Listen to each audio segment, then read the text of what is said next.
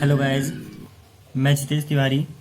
आज आपको packing in solid पढ़ाऊंगा कि सॉलिड के अंदर पैकिंग किस किस तरीके का होता है। तो जो पैकिंग इन सॉलिड है उसके अंदर हम सबसे पहले पढ़ेंगे कि पैकिंग इन वन डायमेंशन। जो हमारे पास सॉलिड होता है उसमें वन डायमेंशन में पैकिंग किस तरीके का होता है। तो ये आप देख रहे हैं, किसी वन डायमेंशन में होगा तो या तो वो लेंथ में ही पैकिंग कर रहा होगा, किसी वन डायमेंशन में तो या तो वो ब्रेथ में ही कर रहा होगा, या किसी वन डायमेंशन में होगा तो वो किसी हाइट में ही पैकिंग कर रहा होगा। वो किसी में भी हो सकता है, लेंथ, ब्रेथ और हाइट। इसी को हम कहते हैं पैकिंग इन वन डायमेंशन। अगला आएगा पैकिंग इन टू डायमेंशन। तो वो कैसे होता है टू डायमेंशन में पैकिंग। तो इसके अंदर जो टू डायमेंशन में पैकिंग होता है ना, वो भी दो तरीके का होता है। जो पहला है वो तो है स्क्वायर क्लोज्ड पैकिंग,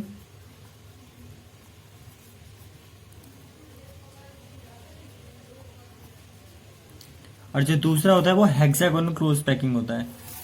कौन सा होता है? Hexagonal closed packing. अब ये जो स्क्वायर क्लोज पैकिंग होता है ये कैसे होता है? तो सपोज कीजिए ये मेरे पास लैटिस पॉइंट है, ये सारे मेरे पास लैटिस पॉइंट है।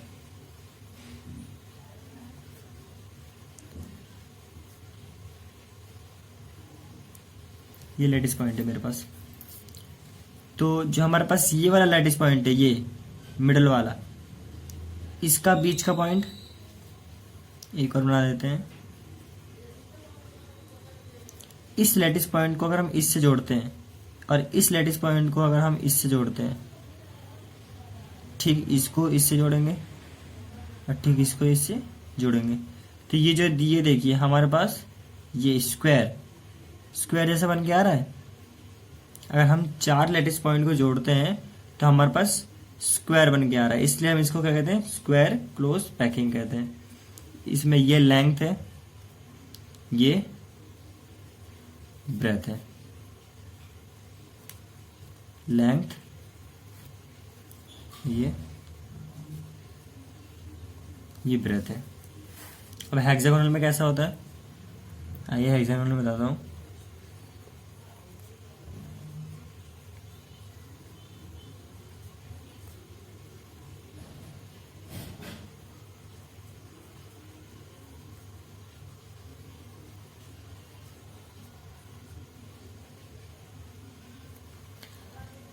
हेक्सागोनल में अगर आप इस लैटिस को और इस लैटिस को, इसको इसको इसको इसको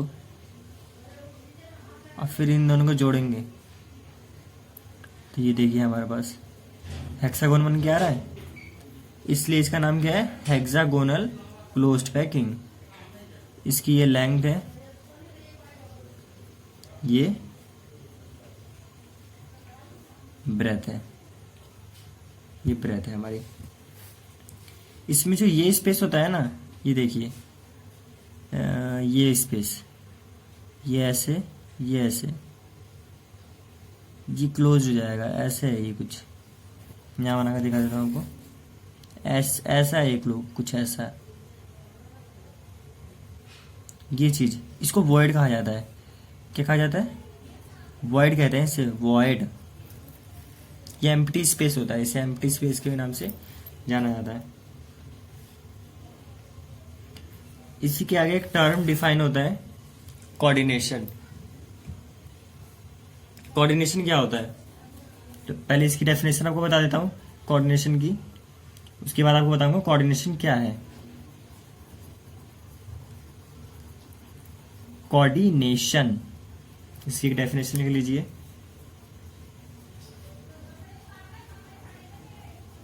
It means that is called coordination.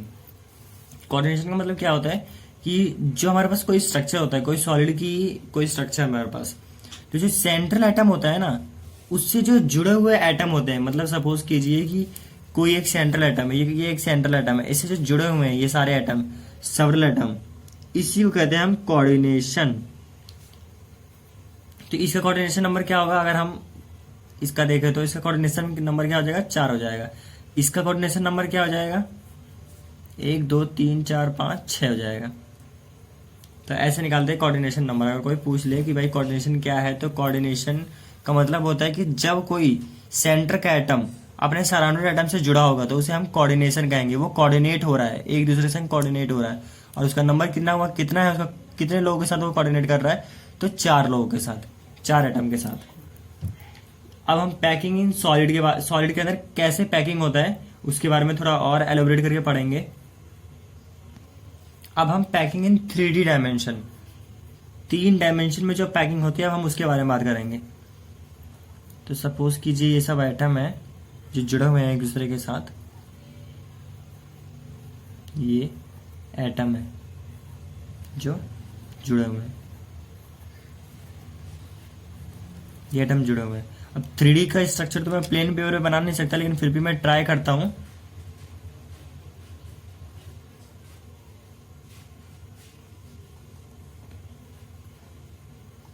ये 3D का स्ट्रक्चर कुछ आपको दिख रहा होगा,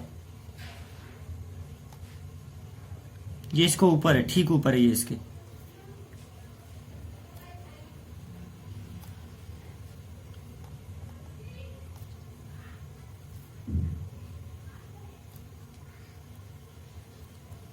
ये इसके ऊपर है, ये इसको ऊपर, कुछ 3D ऐसा आपको लग रहा होगा। इसी कहते हैं स्क्वायर क्लोज्ड पैकिंग। क्या कहते हैं, स्क्वायर क्लोज्ड पैकिंग कहते हैं इसे हम। और इसी के अंदर जो दूसरा होता है, ये तो फर्स्ट हुआ 3D पैकिंग के अंदर, ये पहला है। और जो दूसरा होता है इसे कहते हैं हम स्क्वायर क्लोज्ड पैकिंग। क्या कहते हैं, ये देखिए स्क्वायर क्लोज्ड पैकिंग कहते हैं इसे। जो दूसरा होता है वो होता है हेक्सागोनल क्लोज्ड पैकिंग। हेक्सागोनल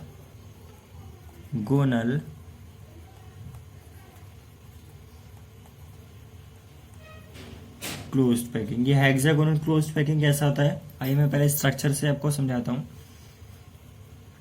ये एटम है, ये सारे एटम है हमारे पास,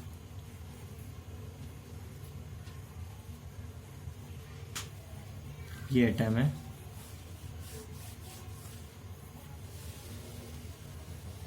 ये एटम है। इस एटम को 3D अगर मैं बना दूं,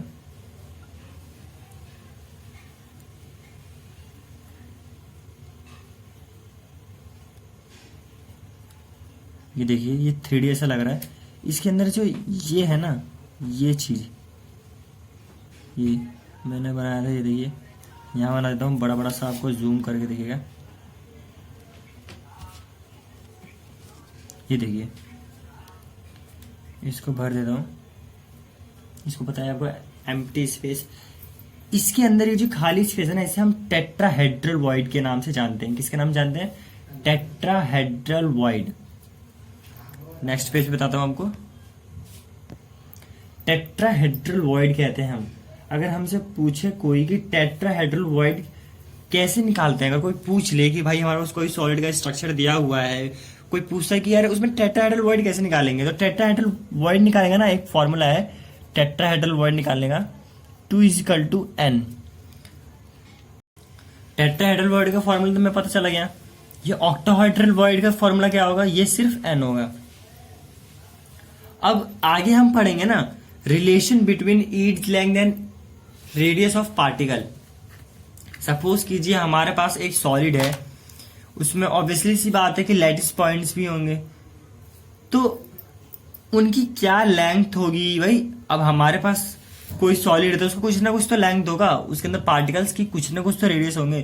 तो रिलेशन निकालेंगे हम ईच लेंथ और रेडियस ऑफ पार्टिकल, पार्टिकल्स का रेडियस और उसके ईच के लेंथ की। तो जो आगे आएगा वो आएगा रिलेशन बिटवीन ईच लेंथ यार पढ़ाते पढ़ाते दिमाग से तो बात निकल गया यार। अगर आपको वीडियो अच्छी लग रही है तो प्लीज लाइक और सब्सक्राइब जरूर करना, और आपके जितने भी यार दोस्त हैं जिनको भी जरूरत है प्लीज मेरी वीडियो शेयर कीजिएगा उनके पास, ताकि वो भी देख सके और वो भी लाइक और सब्सक्राइब कर सके। अपने भाई को और ऊपर लेके जाइएगा। तो हाँ, हम ये पढ़ रहे थे ना रिलेशन बिटवीन, तो रिलेशन बिटवीन आइए निकालते हैं, कैसे रिलेशन निकालेंगे। तो हमने पढ़ा था कुछ फेस सेंटर क्यूबिक सेल, तो हम उसमें कैसे उसकी ईड्स लेंथ और रेडियस के बारे में पता करेंगे। तो देखिए फेस सेंटर का स्ट्रक्चर क्या था, कुछ ऐसा था, कुछ ऐसा स्ट्रक्चर था। आपको देखिए मैं बनाऊंगा तो आपको याद आ जाएगा। आप भी 2-3 बार अगर ट्राई करेंगे, जब इसको रिवाइज करेंगे तो आपके दिमाग में बिल्कुल बैठ जाएगा।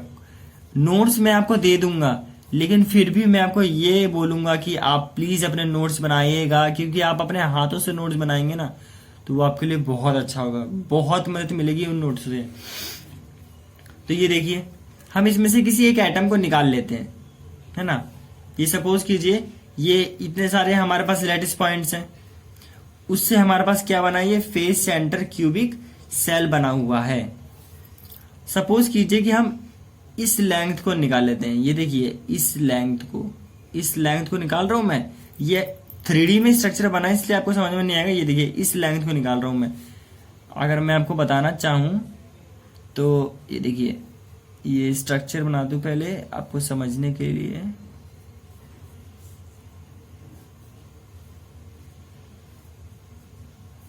ये सिंपल स्ट्रक्चर बना रहा हूं मैं, सिंपल स्ट्रक्चर सिर्फ आपके समझने के लिए। ये देखिए फेस सेंटर का मतलब क्या था, फेस पे होगा और कॉर्नर्स पे तो है ही है। तो ये देखिए ये एक लैटिस पॉइंट यहां होगा, एक लैटिस पॉइंट यहां होगा। मैं सिर्फ ये आगे वाले हिस्से की बात कर रहा हूं, सिर्फ आगे वाला हिस्सा। ये पेपर है, इस पेपर के आगे वाले हिस्से, ये जो आगे वाला है ना उसकी बात कर रहा हूं। इसके फेस पर होगा, इससे अटैच्ड। मैं इसका ये हिस्सा ले रहा हूं, देखिए ये हिस्सा समझिएगा ध्यान से। देखिए मैं इसका स्ट्रक्चर बना देता हूं। मैं ये हिस्सा ले रहा हूं, ये हिस्सा अब समझ में आपके आ गया होगा। मैं ये हिस्सा ले रहा हूं, फेस पर होगा और कॉर्नर्स पे तो ऑलरेडी होते ही हैं, ये तो आपको पता ही होगा। तो देखिए जो ये है, ये अगर हमने इसके छोटे डिस्टेंस को r मान लिया तो ये भी तो इसका रेडियस r हुआ, तो दोनों मिलाकर 2r हो गए। ये यहां से लेकर यहां तक का r है और ये यहां से यहां तक का लेकर r है, क्योंकि ये जो हिस्सा है वो तो इसके अंदर आ नहीं रहा, वो किसी और में जा रहा होगा। तो हमारे पास ये देखिए ये 2r 3r 4r, ये तो 4r हो गया।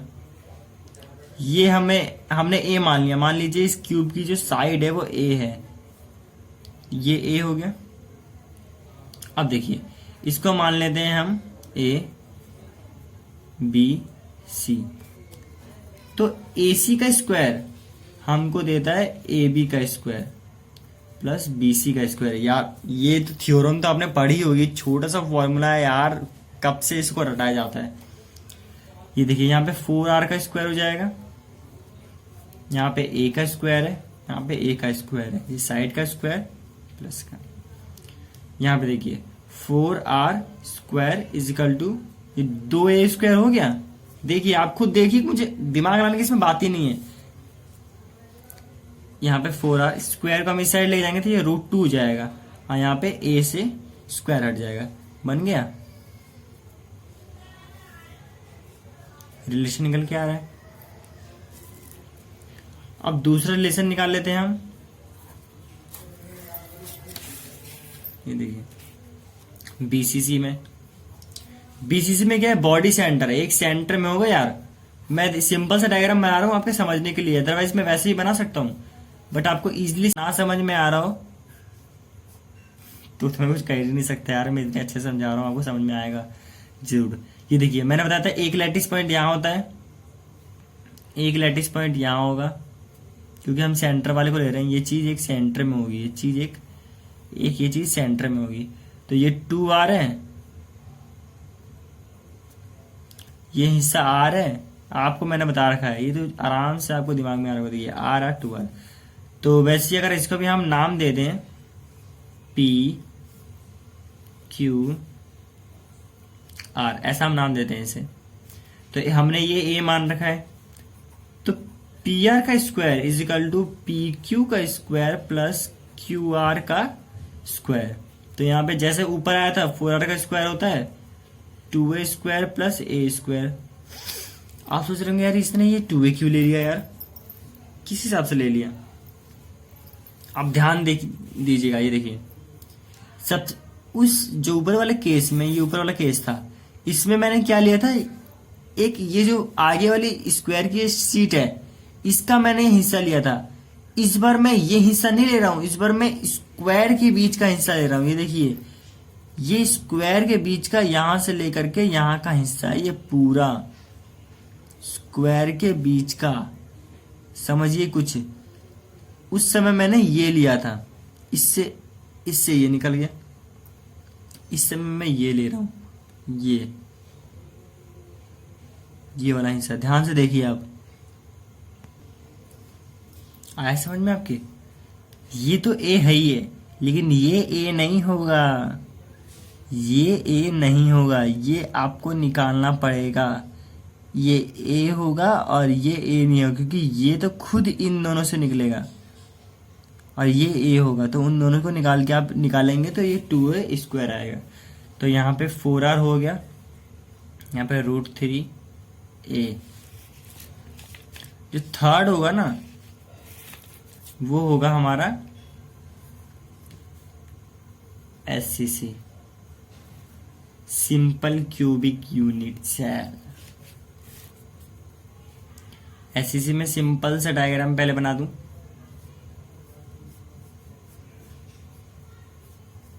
ये देखिए सिंपल, एक लैटिस यहाँ होगा, एक लैटिस यहाँ होगा। ये थोड़ा छोटा बन गया, ये थोड़ा छोटा बड़ा बन गया, कोई बात नहीं। तो दोनों लैटिस होंगे, ये भी आर का है, ये भी आर का है दोनों में, और आधे आधे आर तो बाहर होंगे। ये ए होगा, देख लीजिए ए इज इक्वल टू 2r। ये तो बहुत ईजी, सबसे ईजी है यही वाला, सबसे ईजी है। अब ना हम पढ़ेंगे पैकेजिंग एफिशिएंसी। अब ये पैकेजिंग एफिशिएंसी क्या है, ये तो नया टर्म आ गया आपके पास दोबारा। ये पैकेजिंग एफिशिएंसी ये एक नया टर्म है।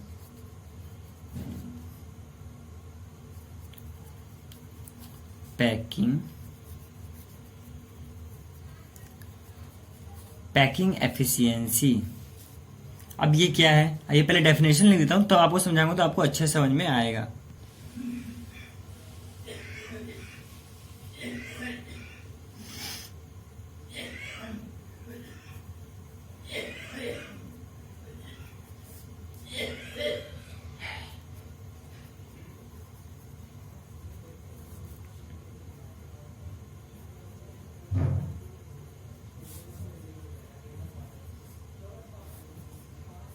नहीं, पैकेजिंग एफिशिएंसी क्या होता है यार, तो the percentage of total space occupied by particle in A crystalline solid.